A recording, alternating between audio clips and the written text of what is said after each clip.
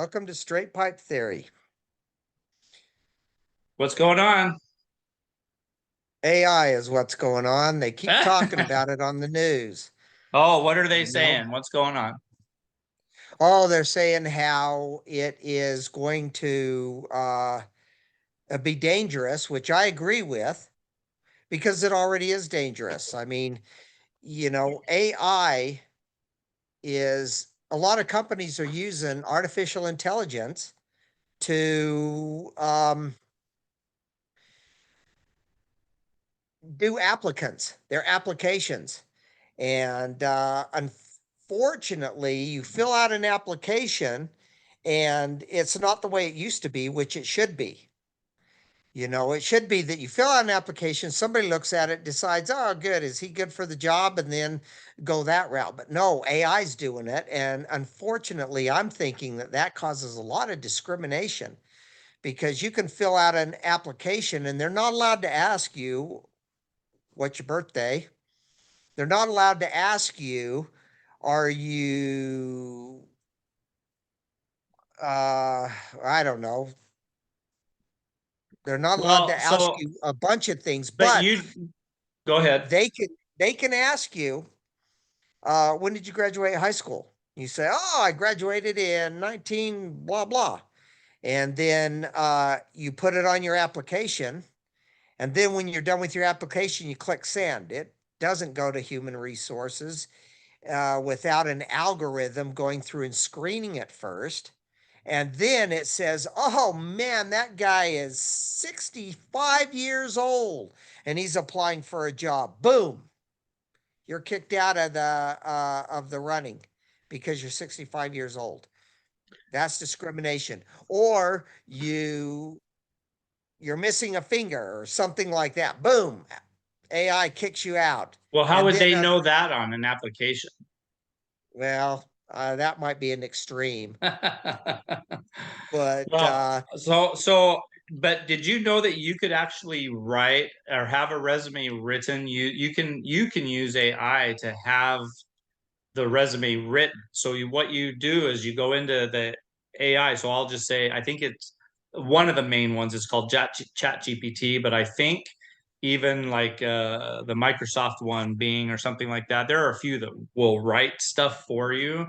So what you do is you go into the AI and you take sort of the application information, the stuff that they're saying they want, or really what you want is the job announcement, because the job announcement's gonna have the keywords that they're looking for and stuff. And so you take the job announcement, you put that into AI, and then you say, write me a resume that includes these things about me that fits that job. And it'll produce you a resume and it'll do it in like maybe 30 seconds to a minute, maybe a couple minutes at max. And well, so yeah, it doesn't. you might have to format it. I'm not even sure, it might format too. You might have to format it, but it'll actually write you the resume with all the keywords in it that'll get past the AI screening and get it to HR. Yeah, but 30 seconds. Well, lies can be, made up. Lies can be Well, made up in less than 30 seconds if yeah, you're but talking about that. people who create their own, if they're filling out their own resume, whatever, they can lie on it just as good as AI can make up the lie. AI might actually make the lie more believable. Yeah, and then you end up hiring idiots. But I So think what AI on happens, both sides of the thing can discriminate and it can format lies for you, to make you look like you're the person that is the greatest for the job. And yet you might be a blundering idiot and you get hired under the job because you are able to, presentation of yourself is really good, you know, well, because some people you're have a really good, good at it, but you can't do the job. well, some And people then, do that, but usually when they're doing it, like if it's a job where like where you have to fix anything, like if you're doing any kind of maintenance stuff or construction stuff, your application is not going to matter near as much as the actual skill set. And sometimes these days, they'll actually have you either explain how to put something together or how to do the thing, or they'll have you do it so that they can see that you can do it. Because paper screening can paper screen people out, but when you need somebody to actually do a physical task, then you need to be able to see that they can do it. And so I don't think that that precludes. And in some cases, when you talk about age, um, in the case of like a maintenance or well, maybe not construction as much, but even still, Well, a specialist the in more that you, works with circuit boards. the more years you have doing it, the more they know that you can do it because you've had all those years doing whatever. So fixing whatever it is or building whatever it is. And so they actually, uh, what they have to consider the difference between like maybe being a maintenance person around a shop or even around like a gym versus being a construction worker. As a construction worker, they might start to worry about age because of the really extreme heavy lifting and being out maybe on roofs or having to get into tight spaces, and you're old, and that makes a difference because your body might have old people body problems. But in a thing like maintenance, like in a gym, the old person probably knows how to walk up to the machine, see Yeah. what's wrong, and immediately make the fix, where the younger person is still trying to learn stuff and figure stuff out. The old guy will know, or the old gal, whoever, the old person will know just probably by looking at it and doing a quicker assessment than the younger person would. So I don't know about that either. But AI for screening purposes, yeah, but that's related to the job announcement, and so the people like you who would have written resumes from scratch back in the day, they don't have to do that anymore. You just go into AI itself as the user and say, here's the job announcement, make me a resume. And it will. So I mean, I don't know that that's dangerous. I think that's actually really helpful because I don't want to write a whole resume. I want AI to do it for me, and all I have to do is modify it a little bit to make sure that it's formatted the way I want it to look, and that it says things, and maybe input some of my personality into it, because AI won't do that yet because it doesn't know your personality. But it can actually write things in different ways. So if I were to ask AI to write me, let's say I wanted it to write me a resume that looks like I'm a 20-year-old, it actually can pull up language that makes it look like you're a 20-year-old versus if you said, hey, AI, write me a resume that makes me look like I'm 60, and it'll have terminology and stuff related to the job announcement that will be uh it'll use terminology that matches your age demographic. So it's actually really cool. If you've never used it, you should go in and use it, because I've used it a couple of times, not a bunch, mostly because checking things out for school and how students are using it. And students don't have to. And the truth of the matter is I actually now understand something that I didn't understand for years. Is these there used to be these ads that they target students and say, here, we'll write your history paper for $75, and it will pass through this thing called Turnitin. Turnitin is a checker to see if you plagiarized, and it'll pass the Turnitin thing. And I'm like, how do they do that? Because when I was in school and I was writing papers, it takes me about an hour a page when I factor it all up, all the research and all the writing. So if I'm doing a 12-page paper, it takes me like 12 hours to write it. Well, now students can go in and take the topic that the teacher says and put that into chat, and have it write the paper. But that's how those places that we're saying here will write your original paper, and it'll pass through the plagiarism inspection. I'm like, how do they do that? Well, they were using AI, because AI will write that paper, and like, again, it'll be like 30 seconds to maybe 2 minutes long. Tell it, I want a 5-paragraph, 2-page paper, and this is the topic, and you need to address these things, and it will write that for you. So if I was from a student's perspective, they're not having to deal with things the way we did, where we had to like go to a library and look stuff up and spend an hour a page like I was doing when I was working through school on any paper.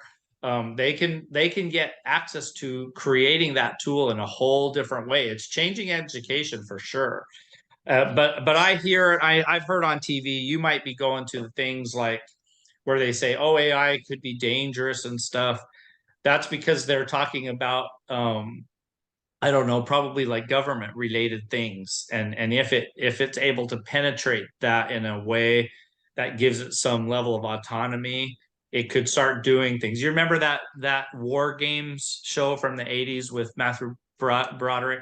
Yeah, Yeah. I just saw It's it the other night. yeah, it's that kind of a thing where the computer started thinking for itself. And Yeah. so AI appears to kind of do that because it'll do all these really cool things when you ask it to. And so depending on how it morphs itself being who the users using it and whatever it learns from that kind of thing, um, it has potential to need to be probably controlled, for lack of a better word, in some sense. But it also has a lot of really interesting uses. And if it taps into information worldwide, it could actually be a game changer for things like health and sharing information about like medical issues like cancer treatments that are working and that are not working, and studies that are going on and in all around the world. So I don't know. I'm not a hater of AI. I kind of like it. Well, I just think basically the discrimination thing which is, I think, is not very good. And now that you're talking about it, these students write these papers, okay, and it passes the plagiarism uh, thing. So students are able to plagiarize a subject and get a good, clean paper because AI has helped them cheat. Do you get what I mean? So basically, they're riding on the backs of somebody who is smarter than them, and they pass the test that they can't be called plagiarists because you know AI took care of it for them, so that that is an original paper that was written when it really wasn't. Right, I but mean, who I thought cares? it was. So part of that is looking at how the this particular generation and some of the future generations, what do they need to get along in the world? Because at one point we were told we needed to know dates and times and places and locations of what war went where and who, and I say I never cared about that because I don't live in a world where I have to worry about when what year. I'm going to make the joke. What year was the War of 1812 in? And by the way, if you ask some students that, they don't know the answer. but but You know we what? did That we but that's a whole different thing because we needed what we're calling facts. We needed to have like dates and times and locations and numbers and stuff like that. And is any of that actually really relevant in the grand scheme of what happened? Because I don't look back on those events now as an adult in my world. I don't need to know any of that myself. And so who cares if as a kid I had to learn all of that? Can't I find a different way to exist in the world? Same thing with like, everybody says, well, I don't use algebra, or in I had to learn algebra in school, but I don't use algebra in my life. Okay. Well, for one, maybe they don't really grasp it. But for two, that might be fairly true for lots of people, is they're not they, figuring those kinds of formulas out. So why are we taking those classes and forcing students to do that kind of thing when they have it at their fingertips? they don't need to know the answer anymore because the phone knows it, your computer knows it, right? Because anybody can ask. I'm not going to say the name, so we're not setting off anybody's uh, personal electronic device. But you say, "Hey, name of phone," and find me the answer to 1x plus y equals z times 12. You know what I mean? And so it will do that for you. And so if you don't need to know how to do that necessarily anymore, you just need to know how to make those numbers work for you in whatever it is that you need to use them for. So That's I'm thinking that the way the old type of education that we have may not be relevant to how people have access to material going forward. You have access to everything you want. My phone doesn't answer me a lot. She often tells me to, she says, here's what I found on the web when I really just want her to give me the answer. And so she still makes me look on websites and things. But they don't have to know the kinds of stuff uh in the same way that we did. So I still go is if we can figure out how to incorporate that into education, what's the world going to look like in the future when they're going to seem dumber? I promise they're going to seem dumber because they don't need to know those answers because their phone knows those answers. And the question is why should they have to know it when the phone knows it? Does it make them a better person? Maybe the answer is yes, it does if they know all the things that we had to learn. But if you think about through your K-12 experience, you probably don't remember 3/4 of the stuff you learned there. no, and I didn't need to. I only had to whatever I was going into. Right. But So it makes let you AI it write that paper for me. The truth is then what it is stop having papers being written and start having conversations like this with the students and having them demonstrate knowledge through being able to talk about it in a articulate manner. right, because AI basically hides a person's personality and it makes them stay into a shell because they don't have to communicate with anybody or anything. And you know what? We're a lot better, well-rounded than the kids are today. Kids today are I they're don't not know that we well-rounded. They're but they're what do they have to be well-rounded for? And what's your definition of well-rounded versus their definition of well-rounded? well, somebody can tell me, dude, go hammer a nail in that board over there. Okay. Somebody can tell a 20-year-old now, hey, dude, go hammer a nail in that board over there. And he's like, well, how do I do that? Well, so that's not really being taught in school anyway. So that's not K-12 That education, should be. and that's not AI either. Although there are machines that will hammer that nail in for them. Just give them the machine. That's true. I guess you do that. I mean, I'm old now, so I'm going to die soon, and I won't have to deal with any of the the fallout from the AI and the stupidness of high school students So that are well, going out into the world and today. let's just go back to that nail for a minute, because even construction workers stopped using hammers a lot because they have those nail guns. That's true. That's true. So But who so invented those nail even guns? It's the yeah, but guys that are even that well-rounded from e- our era who did invent those. The kids nowadays aren't going to invent anything except maybe a war game that they can play on video. well, they might be inventing a lot of stuff that is a little less manual labor-ish, like construction and building stuff. Um, but maybe more finding, like I was saying earlier, finding cures for, like I have a hemorrhoid problem, and I would love it if somebody could fix that problem. And so maybe they're going to be able to figure out what the source is, because right now when you research it, it says, oh, stress is a source. Well, no, that I actually happen to know a couple of things that set mine off, but that's a whole other video.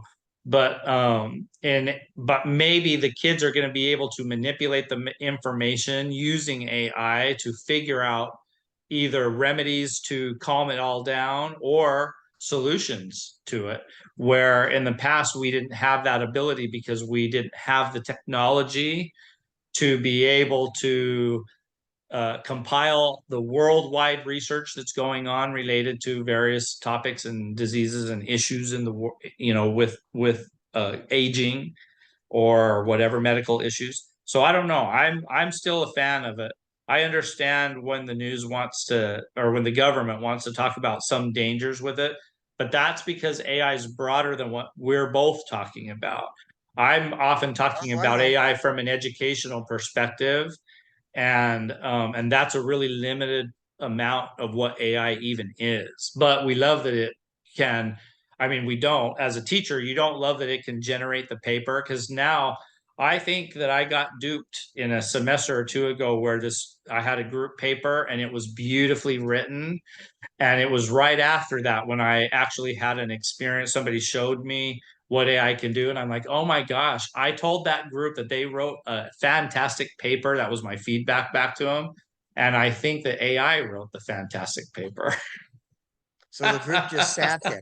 Well, I mean, you say the movie War Games. Yeah. Yeah, and I Robot, uh the movie I Robot, and a couple of other movies out there, the Terminator. Megan, That's the extreme. Megan, did you see Megan? No, I didn't. Megan was But actually not bad. that's an extreme, and that's what the government doesn't want to happen. That's what they're trying to stop from happening, because if a machine starts thinking for itself, it's going to say, well, humans are dumbasses. you Well, know is it they wrong? can't do anything right, so we have to protect them. And so there you have a computer doing the war. There you have robots protecting, or you have a Terminator sent back to. AI is going to do everything that it can to protect itself, and it doesn't matter how many people it wastes. It's all collateral damage to that. And so that's what the government's worried about. AI can be a good thing, but it can also be damaging. I mean, AI, you already see it. I walk out in the morning and I click the TV on, and it goes to a channel that I turn it on to every morning, even if it's not on that channel when I turn the TV off, because it's teaching itself my habits. And I walk out in the morning and click the TV on, and it goes right straight to the news so I can see what's going on while I'm getting ready to do whatever for my day. Well, So, and so, so this conversation though was actually going on when TV was invented, because they're like, oh, it's just going to rot the minds of kids. And well, it it did. didn't, I mean, look at my mind. well, but it became a tool that people use. It's an escapist tool, right? Because it's entertainment value, it's an informational tool, Yeah. it's a learning opportunity tool. So there were pluses and minuses to that as technology as well. So I don't really see, I don't have a strong necessarily opposition. I'm probably stronger for AI than I am against it, but I also understand that there are positives and negatives to it depending on how it ends up being used and how it morphs and all that stuff. So yeah, I think, by the way, speaking of movies, I actually think there was a Chucky movie. It might have been a Child's Play where they redid Chucky, and instead of inserting a demon into him, they gave him a virus, a computer virus. It got into the Chucky doll, and that's similar to Megan. Megan is a computerized childhood friend, and so even though they think she's dead at the end, she ain't, because she's in some memory card or memory stick or Right. whatever somewhere, and all she needs to be done is re-implanted into another, if she wants, the physical being of a human, so that she can take that take Well, that if role it's in back. a hard But anyway, drive, it's anyway, it's it's a virus. I mean, if it's in a hard drive, then it lives forever.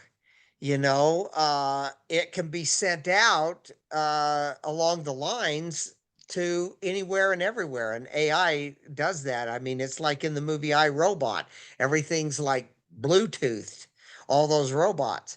And then the mother computer, which I forget the name, Vicky, just puts everybody online, all the robots online, and then they do what Vicky wants because Vicky thinks that everybody is dumbasses and she needs to save the world. And so Well, she's going to do it in order to try to make a better world. Try to make a better world. But what it does is it ends that's up at least causing a war showing between man and machine. that's at least showing that that particular AI has a heart. If she's trying to save the world, as did Terminator 2 had a heart. and Yeah, and I think Terminator 4 too, right? The last one when short the last one that Arnold was in, yeah, the with the lady from Terminator 2 to Linda Hamilton. Then yeah. I think he made decisions that were positive for humans Yeah, as because he well. got to understand humans better because Yeah, he had to deal with them, yeah. so he understood the ups and downs and sideways and he understood the dumbasses and the brilliant people and everybody in between, All right. because he sees it. All right. So, Well, I think that that's good for now. We'll probably end up talking about this over time as AI continues to change and hit the news. Oh, got to put my reflective glasses on again.